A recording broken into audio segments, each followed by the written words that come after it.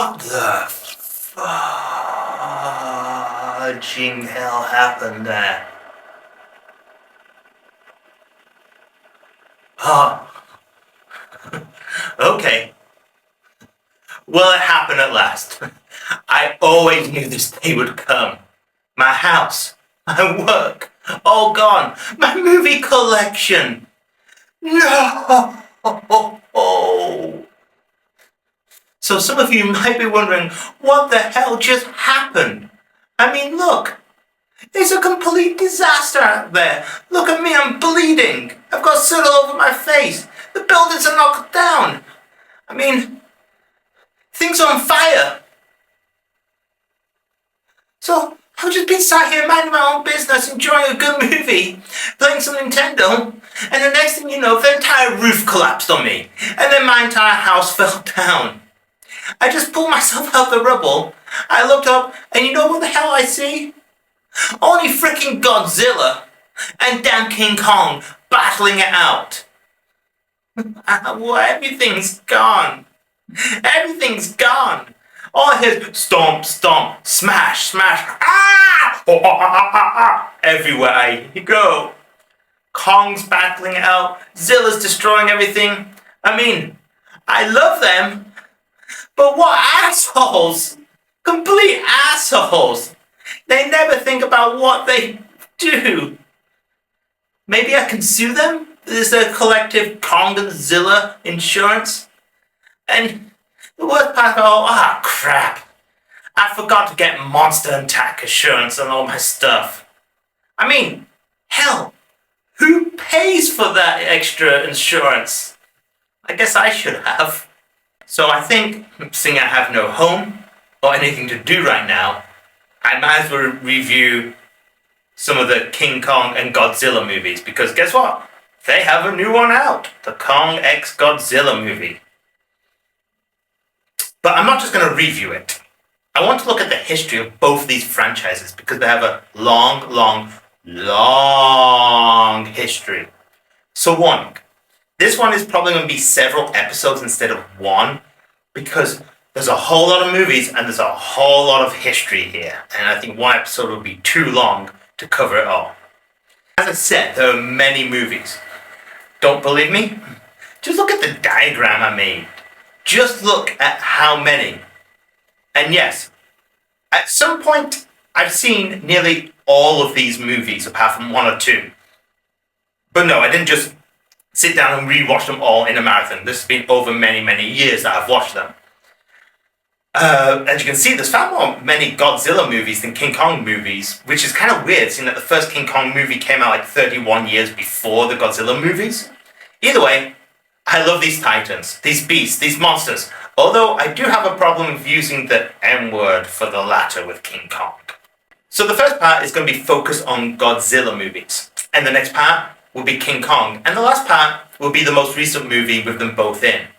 I know this review is perhaps a little bit late, but it's still a new movie to me because I've been so busy, and it was actually really hard to be able to get a copy to watch this movie. So, again, perhaps a little late, but not really old. And here it is.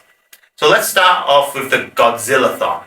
I will talk about them in release order, and then talk about which series they belonged in. You see, because there are so many movies, it can get kind of chronologically confusing. Some movies overlap, while others do not. Some negate older movies, some support it. Hell, even exactly what Godzilla is and how he was made changes from series to series. And all these series have different names for the chronicles or the arcs of it. Look, I love the Japanese movies more because of the practical effects. I'm a big practical effect guy. I just love the idea that they had all these people creating all these cities and miniatures and then having this model of Zilla coming in and blowing it all up and destroying it. It has my mind racing about how do they do it, and so much fun to watch at the same time. Personally, I subscribe to the story of how Godzilla came to be with the original one, the idea that Godzilla was a prehistoric reptile that got a dose of radiation that made it supersized, super strong, radioactive breath, and of course super pissed off. There are other versions about how Godzilla was made. I don't really follow those ones as much, and they can even change within its own arc, which is kind of strange. But we'll get to that later. Now we've got that part of the way with, let's start off with the grandfather of them all, the granddaddy, the original. The first movie to create one of the longest franchise movies in history. The 1954 classic. And to me, this is still one of the best. Because it had so much heart and so much soul put into it. It also had a great script, great acting, and Ishiro Honda, the director, did a fantastic job. It was unimaginable at the time to try and make a movie at this scale, and he did a great job. This was the Godzilla movie that set off the premise of how Godzilla was created. And at the time, it had to be truly frightening for the people watching it. This was just shortly after both the bombs at Hiroshima and Nagasaki were dropped. People who witnessed these bombs could relate to the horror of nuclear technology and what could be done with it. It was a warning message that humans should not advance too quickly without understanding the consequences of what they did. In this case, making a Godzilla. But the Zilla himself is more of a metaphor for nuclear energy and how the world was changing and how we could destroy ourselves. Because, let's face it, we created a weapon of our own destruction. Yes, I get the irony, especially with the recent Japanese water release the other year. But yeah, this movie really set a tone. It was really trying to send a message, more than some of the latter ones. I do not think any other Godzilla movie after this touched on the points with so much articulation.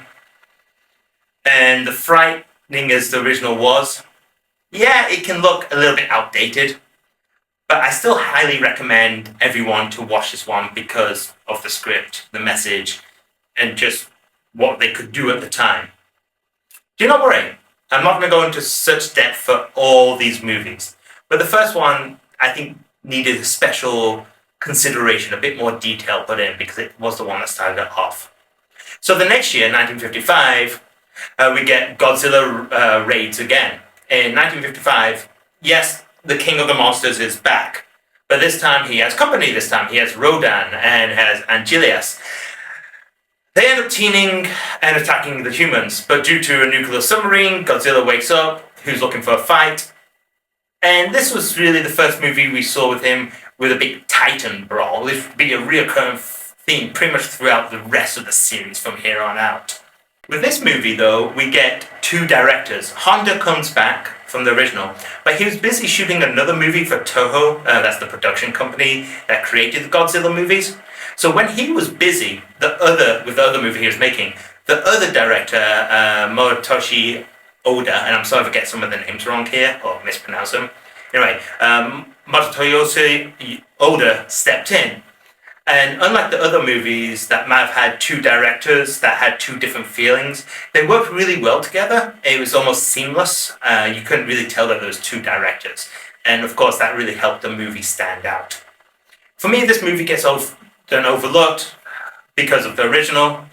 But you know what? It's a lot of fun. And this is when the Godzilla movies, this really sets up the future of Godzilla movies and what most of them will be like later on.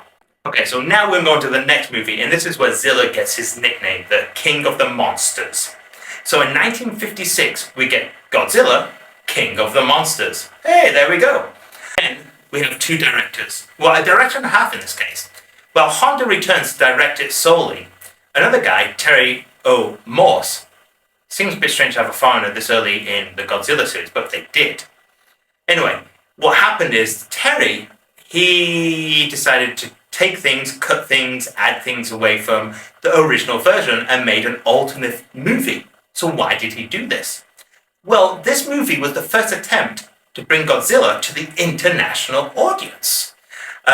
So Terry thought, this would work, this wouldn't work, we need to add this for Western viewers. And that's why this one is very important, because it tried speaking out to the international arena, to the Western market. And it did so, but it really helped build up the following later on of Godzilla. So that's why this movie is an important one. As a movie, okay. Now, before we go on to the fourth movie, there was another movie called Godzilla 1960. But the film got lost or destroyed and was never seen again. Supposedly, it was meant to be a remake of the original one. But nobody's ever seen it. But they do know for sure it existed because The director said, yes, I made this movie. Again, it was Honda.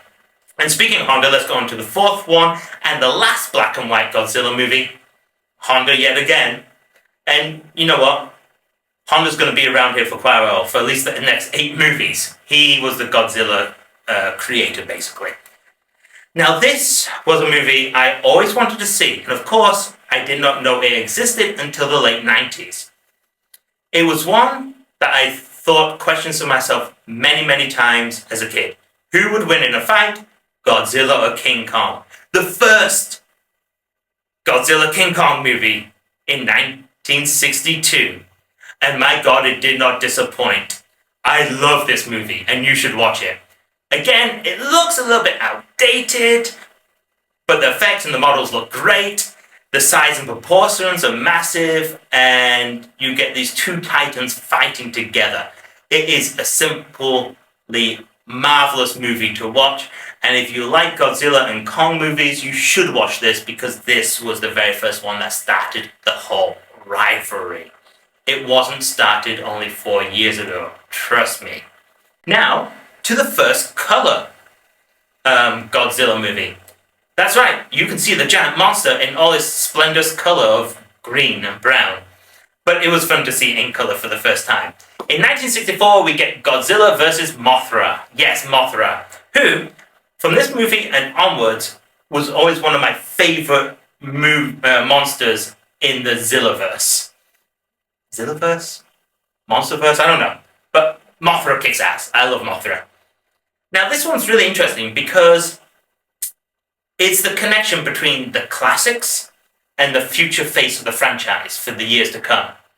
You see, through humanity in the monsters, Mothra was there trying to protect her babies.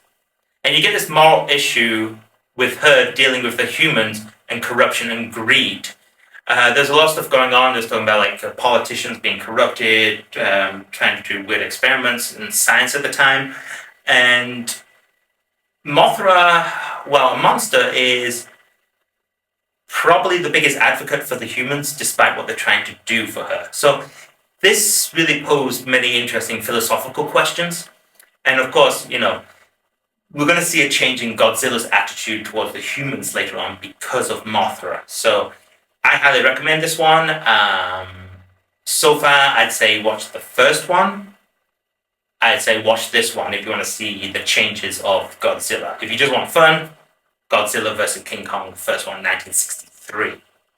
So I mentioned earlier that the Godzilla movies can get really chronologically confusing. So I'm going to try my best to lay it out for you in a simple fashion. But I'm sure I'm going to miss some of the points here.